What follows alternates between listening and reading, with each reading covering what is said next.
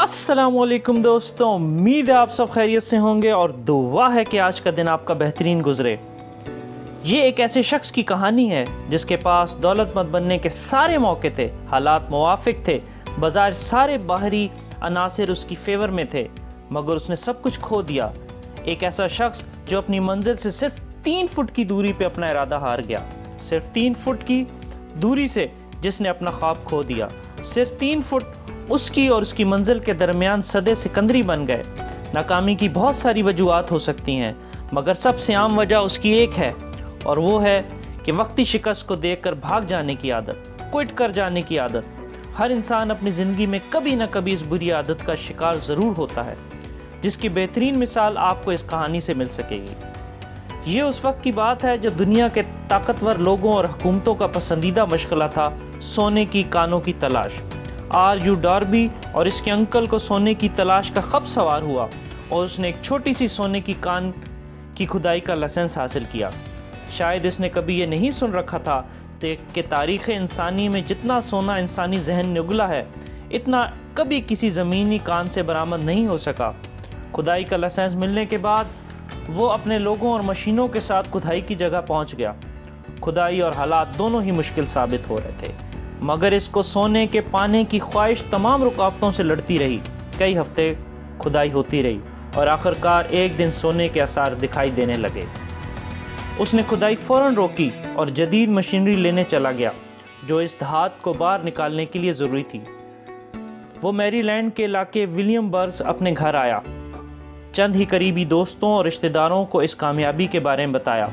सब ने मिलकर पैसे जमा किए ताकि ज़रूरी मशीनरी को ख़रीदा और मतलूबा मकाम तक पहुंचाया जा सके। अंकल और मिस्टर डार्बी खुदाई के लिए फिर कान की तरफ लौट आए। खुदाई में जिस जगह सोने के आसार मिले थे वहां से नमूना लेबॉर्ट्री भिजवाया गया। पहली ही जांच के नतीजे हैरानकुन रहे। लैब ने बताया कि शायद ये कोलोराडो की सोने की सबसे बड़ी कान साबित हो। सिर्फ चंद ही खेपें ऐसी निकलेंगी और सारा कर्ज चुकता हो जाएगा, और इसके बाद तो नफ़ा ही नफ़ा है। जूं खुदाई गहरी होती जा रही थी, अंकल और डार्बी की उम्मीदें ऊपर ऊपर जा रही थी। फिर एक सानिया हो गया। सोने के जो ज़र्रात और ट्रे जो मिल रही थी वो गायब हो गई। वो सब आसार गायब हो गए जो डार्बी और इसके अंकल को यकीन ये दिला रहे थे कि इन्होंने अमेरिका की सबसे रिच सोने की कान दरियाफ़्त कर ली है। इन्होंने खुदाई में और शिद्दत लेके आए कि कहीं वो आसार इन्हें फिर मिल पाते जो सोने की बड़ी कान की निशानी थे, मगर सोना इस ज़मीन से ऐसे गायब हो चुका था जैसे गधे के सर से सींग। फिर उन्होंने फ़ैसला किया, वही फ़ैसला जो लोगों की अक्सरियत करती है, अपनी कोशिशें तर्क करने का फ़ैसला, क्विट करने का फ़ैसला। इन्होंने एक कबाड़िए को सारा खुदाई का सामान और मशीनरी औने पौने दामों में बेच दी और ट्रेन पकड़ कर वापस मायूस मैरीलैंड आए। अक्सर कबाड़िए अहमक होते हैं, मगर डार्बी और इसके अंकल ने जिस कबाड़िए को ऑन लोकेशन ये मशीनरी बेची थी वो अहमक नहीं था। उसने एक इंजीनियर को बुलाया और उसे कहा कि वो इस काम का जायज़ा ले और बताए कि यहाँ सोना मिलने का कोई चांस है कि नहीं। इंजीनियर ने बड़ी बारीक मीनी से जायज़ा लिया और कबाड़िए को बताया कि ये प्रोजेक्ट इसलिए नाकाम हो गया क्योंकि इसके मालकान को फॉल्ट लाइंस के बारे में कुछ पता नहीं था।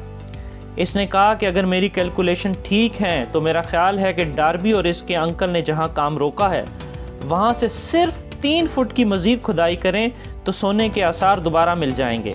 और हैरानकुन बात कि इस कबाड़िए ने यह ड्रिलिंग कराई और सिर्फ 3 ही फुट पर वो आसार मिल गए। ये कोलोराडो की सबसे बड़ी सोने की कान है। कबाड़िए को इस मुहिम ने करोड़पति बना दिया। वजह इसकी कामयाबी की बस एक थी कि इसने क्विट करने, हिम्मत हारने से कबल एक्सपर्ट ओपिनियन ले लिया था। उम्मीद है आज की वीडियो आपको पसंद आई होगी। मिलते हैं अगले हफ्ते एक और वीडियो के साथ, तब तक के लिए अल्लाह हाफिज़।